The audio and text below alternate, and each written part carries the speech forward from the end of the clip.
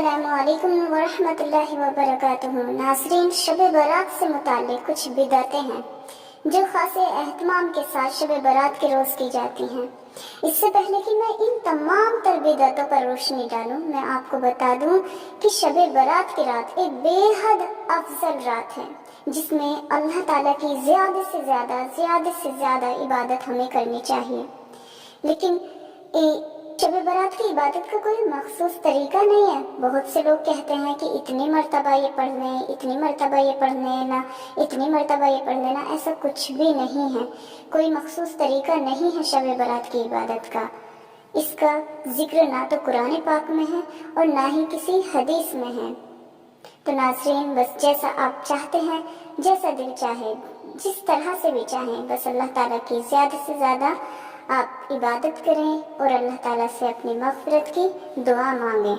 اور اس دن کیا ہوتا ہے، کچھ لوگ خاص طور سے نئے کپڑے بناتے ہیں کہ نئی شب برات کا دن ہے، نئے کپڑے ہی ہونے چاہیے، نئے کپڑے ہی پہنیں گے، نئے کپڑے پہنتے ہیں، خاص طور سے نہاتے ہیں، دھوتے ہیں، ایک فنکشن کے طور پر، ایک تہوار کے طور پر اس کو شب برات کو لیا جاتا ہے۔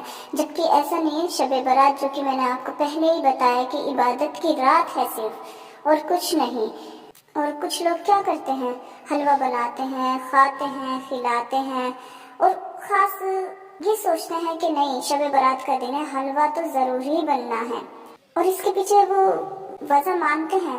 ان کا ماننا یہ ہوتا ہے کہ آپ صلی اللہ علیہ وسلم جنگ احد میں دندان مبارک کی شہادت پر آپ صلی اللہ علیہ وسلم کا حلوہ خانہ بتلاتے ہیں، تو کوئی اس میں حمزہ رضی اللہ عنہ کی شہادت پر ان کی فاتحہ کا نام دیتا ہے، جبکہ مورخین کا اجماع ہے کہ جنگ احد شوال 3 ہجری میں ہوئی۔ کوئی کہتا ہے کہ چونکہ اویس قرنی رحمت اللہ علیہ نے آپ صلی اللہ علیہ وسلم کی دانتوں کی شہادت کے صدمے میں اور آپ صلی اللہ علیہ وسلم کی محبت میں آپ نے اپنے سارے دانت توڑ لیے تھے اور حلوہ کھایا تھا، جبکہ ایسا کسی بھی حدیث سے ثابت نہیں ہے۔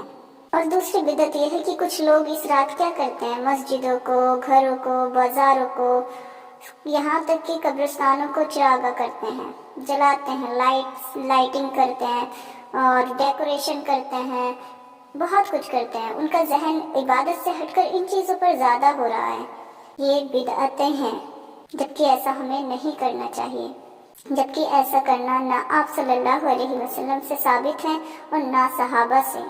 ایک بدعت یہ بھی ہے کہ اس رات خاص طور سے قبرستان کی زیارت کرتے ہیں لوگ، جبکہ ایسا نہیں ہے۔ مانا کہ ہاں، قبروں کی زیارت کے لیے قبرستان جاتے رہنا آپ صلی اللہ علیہ وسلم کی سنت ہے۔ قبرستان کی زیارت کرنے سے موت کی یاد آتی ہے، اس دنیا سے بے رغبتی بڑھتی ہے، نیک کام کرنے کو دل چاہتا ہے، مردوں کے لیے دعا کی جاتی ہے جس سے مردوں کو فائدہ پہنچتا ہے۔ لیکن قبروں کی زیارت کے لیے اس رات کو خاص کر لینا کچھ قرآن یا کسی صحیح حدیث سے ثابت نہیں ہے۔